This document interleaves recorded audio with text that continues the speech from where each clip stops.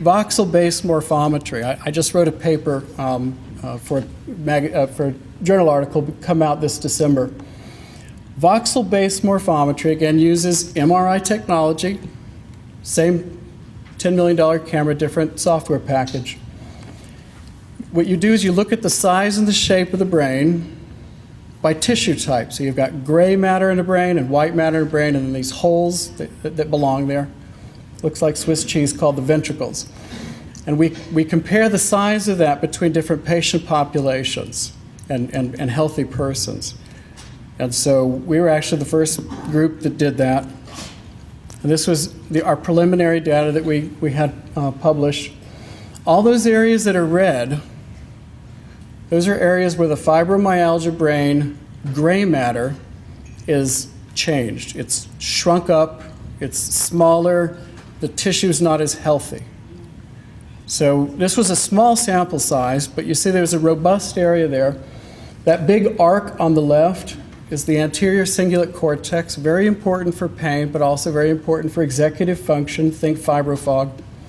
Very important for autonomic control, think stress. And then there are the two little red dots in the middle there on the bottom, that's your hippocampus, it's shrunk up. And then the insular cortex and some areas there on the right. So this was the very first study that demonstrated that. The very first one that was published on a big journal was a replication study of the first study we did in Louisiana. This was when I was in McGill.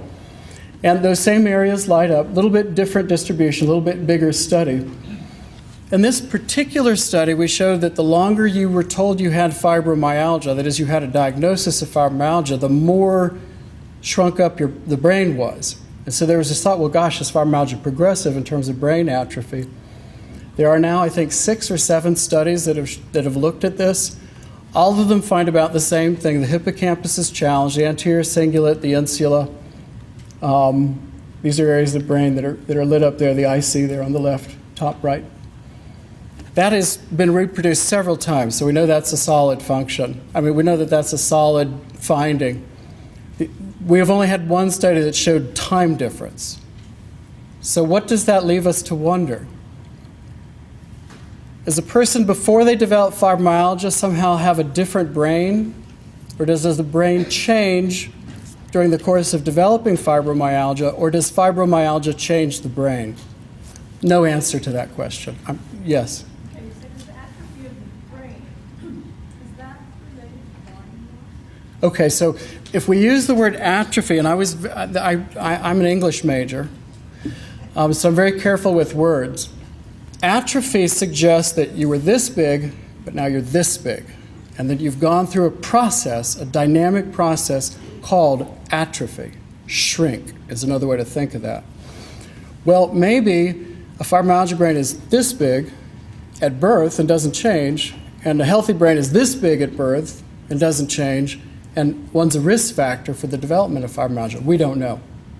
What we need to do is we need to take pictures on day 1, and then 5 years later we need to take a different set of pictures and see if there's a change. That study hasn't been done yet.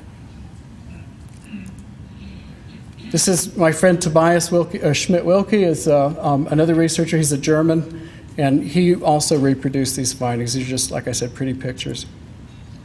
So now we need a new camera. Magnetic resonance imaging is nice. It's not invasive. You don't have to punch holes in anybody's skin. You don't have to put chemicals in them. You don't expose them to radioactivity.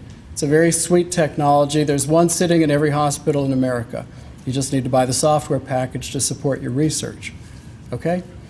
PET is a horse of an entirely different color.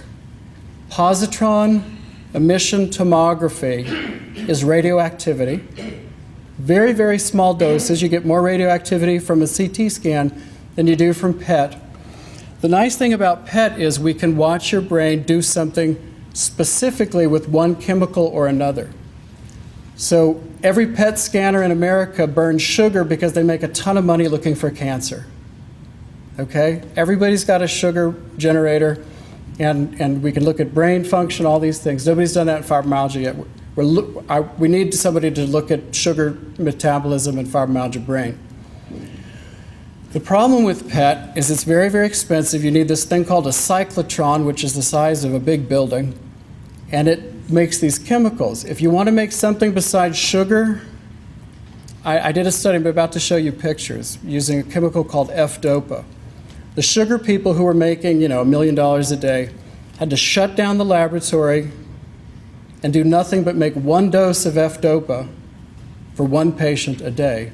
And we did 20 patients, so we cost the institution millions of dollars, obviously. So it's a very expensive thing, and the studies tend to be small, but the findings are very exciting.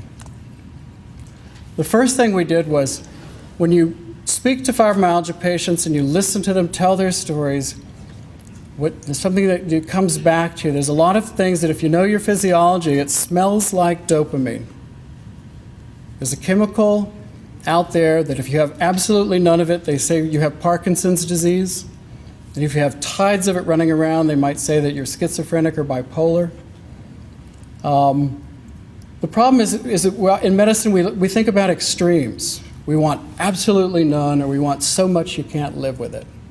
So you have Addison's disease and you have Cushing's, but if your adrenal glands are a little unhealthy, well, get out of the endocrinology office and go see your naturopath. So in brain dopamine, if you have absolutely none, it's Parkinson's. If you have a whole bunch, it's schizophrenia. Well, what if you just don't have enough? Well, we know that if you just don't have enough, you have things like ADHD, and you have restless legs, and you have sleep bruxism. You grind your jaws at night. Okay? And fibromyalgia patients, they do a lot of that stuff. A lot of restless legs, lots of, we call it fibrofog. So it smells like dopamine. And I did a funny thing. I was invited by a little college to come be their Templeton speaker, give a week's worth of lectures. And one of the English teachers got in touch with me and she said, "We're reading Oliver Sacks. So could you read Oliver Sacks so that when you come to an English class reading neurology literature, great, I'd be happy to do that." Well, apparently she told me the book title that they were reading, but I got it wrong. She wanted me to read, The Man Who Mistook His Wife for a Hat, I think, or something like that, which is a cool book. But I read Awakenings. Who's seen the movie Awakenings? Robert De Niro, okay. Well, I was reading Awakenings, and it's about something called von Economo's encephalitis. This was a virus that periodically wakes up and travels around the world, and people that get it, God bless them, they fall asleep, and they don't wake up. Or they might wake up for a day and be asleep for 2 weeks. And during that day, they move slow, and they might be walking down the hall and just freeze, and then they stand still for 24 hours, and they might move a little bit. Turns out what they had was a virus that went in and ate up all the neurons that produce dopamine in their brain and shut them down. So it was a post-viral Parkinsonism. That's von Economo's encephalitis, the sleeping disease. Well, as I was reading these case studies in Awakenings, I was like, these people are like caricatures of my patients. I mean, this was like fibromyalgia and hyperdrive. Maybe not the pain, there was certainly pain in these patients, but all the strange things that you hear. The room is at a wrong angle.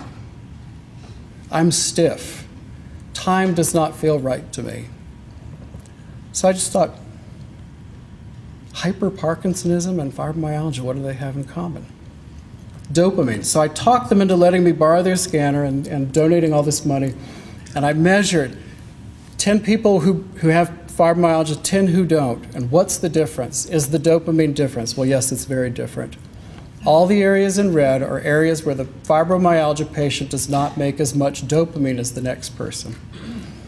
And it happens to be in brain areas which, not surprisingly, have to do with cognitive function, pain control, movement, think stiffness, autonomic control, think stress. So they're very different. And in fact, in the insular cortex, the difference was very strongly matched to their clinical pain. So then I said, well, we can compare the size of the brains, and we know that dopamine is kind of fertilizer for the brain. Is there a relationship between the two? So we did another thing where we compared the size of the brains, and there was some shrunk up areas here, as you see. And some of those areas that were shrunk up were areas where the brain is not making enough dopamine.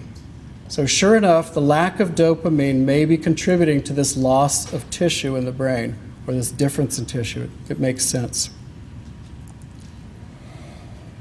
So another study I did, I put my job on hold and went up to Canada for a year on the invitation of McGill University. And I did a study, and I think I'm going to go down in history as having administered the most painful stimulus to fibromyalgia patient in a clinical laboratory of all time. What we did is we took a needle and we stuck it in the leg muscles and dripped in very salty water for 20 minutes. And I calibrated this against my own leg, so literally I feel your pain. The first time I did it, I thought, how painful could this be? I took 1 cubic centimeter of water, injected it into my muscle, and it felt like somebody hauled off with a 10 iron and hit me with all they were worth for 20 minutes. So we learned, have to do this very slowly and with a much lower volume of fluid. And we did that. Now this is track the pain over 20 minutes, okay? And what you see is on the bottom, those are healthy people. At about 10 minutes into this, 12 minutes into it, their pain starts going away. And what their brain is doing is saying, you know, that is not going to kill you. Stop feeling it. Shut it off. And they did. The fibromyalgia patient, 20 minutes into it, they're hurting like it was minute 1. They don't shut off the pain. And then we took pictures of their ability to release this chemical called dopamine in that brain center that in the Gracely study is bright green in healthy people and dark in fibromyalgia patients. And the colors are different, but you see on the left, the healthy person in that brain center is spraying dopamine all over the place. And that dopamine is like a filter. It just says, shut it off. It's not going to kill you. Make it go away. And what do you see on the right? Nothing. So the fibromyalgia patient experiences the world unfiltered. There's no filter in place. So as it turns out, in order for dopamine neurons to work, let me back up. In order for pain medicine to work, opioids, hydrocodone, morphine, fentanyl, the dopamine system has to be working. And what we found when we pull the spinal fluid out of patients, we found out they make all these endorphins. It's just a tide of endorphin. You think, well, endorphin's the feel-good chemical. Why aren't you people high all the time? Well, as it turns out, the dopamine neurons have to work in order for the morphine or the endorphins to work. If I take a little rat, and God bless them, we do this to them, put a little needle in its head and put a drop of something in there that shuts off its dopamine neurons and drop it on a hot plate with morphine on board, it's like salt water. It hurts. It hurts a lot, even though you give them a lot of morphine because they require the dopamine to work. So if you have this experience telling your doctor, why don't pain medicines work? Well, clue. This is a picture of areas of the brain where the dopamine receptors the endorphin receptors, they're called mu-opioid receptors, are malfunctioning. This comes out of Michigan. And so they showed that these receptors are all occupied. And we knew that pretty much from the CSF studies, but they want to take pictures of it this way.